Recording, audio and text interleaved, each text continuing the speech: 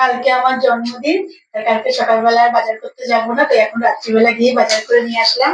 একটা আছে ইলিশ মাছ আর এটা হচ্ছে মাটন। এইটা এখন ধোবো, ধুয়ে টুয়ে সব রেডি করে রেখে দেবো। কালকে শুধু রান্না হবে। মাছ সব ধোয়া কমপ্লিট হয়ে গেছে।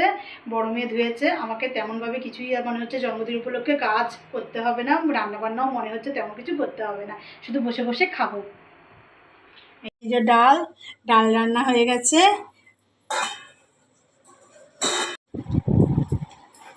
আর এই যে পনির, পনির রান্না করেছে আমার বড় মেয়ে। মালাই পনির। মালাই পনির, নাম হচ্ছে মালাই পনির। খাবো যখন তখন বলবো কেমন খেতে হয়েছে। আমার জন্মদিনে আমার বাবা এসছে আজকে। এই যে বাবাকে খেতে দিয়েছি, সাজিয়ে খেতে দিয়েছি। ভাত, আলু ভাজা, মাছ ভাজা, ডাল, পনির তরকারি, ইলিশ মাছ ভাপা আর মাটন। অনেকদিন পর বাবা আজকে আমার বাড়িতে এসছে। মা আসতে পারিনি, মায়ের পায়ে ব্যথার জন্য মা এবারে আসতে পারিনি। দেখি মাকে কবে আনা যায়। এই এখন বাবা খাবে, খেতে বসবে। বাবাকে দেখছে।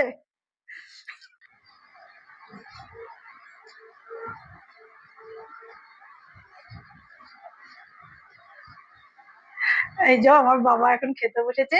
আর আমি যে আজকে চুড়িদারটা পরে আছি, সেই চুড়িদারটা আমার বাবা আমাকে দিয়েছে জন্মদিন উপলক্ষে গিফট।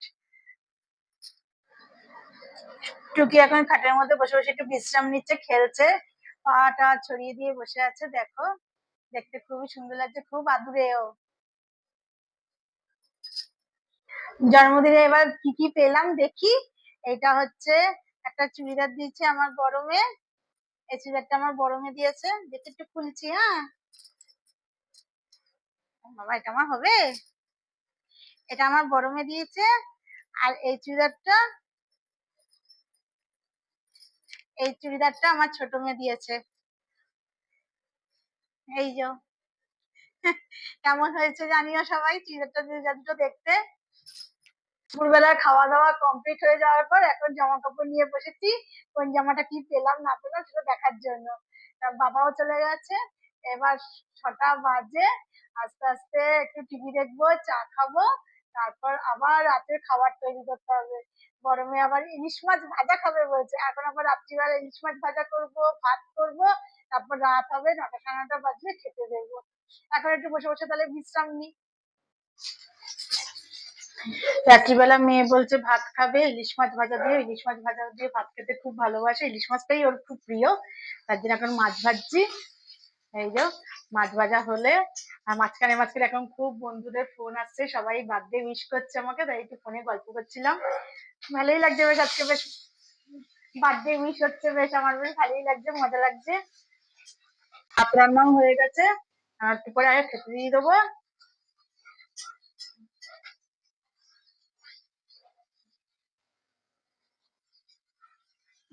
চিকুটুকিদের খেতে দেওয়া হয়ে গেছে। চিকুটুকিরা এখন ছাদে গেছে, ঘুরছে। চিকুটুকিরা চলে আসবে, ততক্ষণে আমার মাছ ভাজাও হয়ে যাবে, তারপরেই খেতে দিয়ে দেবো।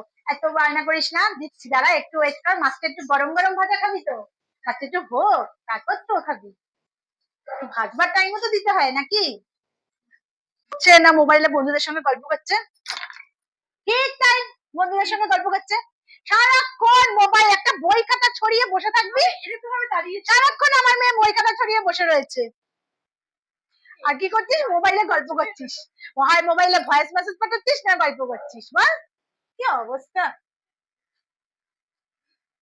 আপনার আয়নায় মুখ দেখছিস, আমি কি সুন্দর দেখতে, আমি কি সুন্দর। আরে ভাই আমাকে দেখ, আমি কত সুন্দর দেখতে। আমি বলেছে মা সুন্দর, মেয়ের তো পড়তে বসার নামেই বই খাতা ছড়ানো ছিল, খাতাই খুঁজে পাচ্ছে। এত পড়াশোনা করছে, খাতাই খুঁজে পাচ্ছে না।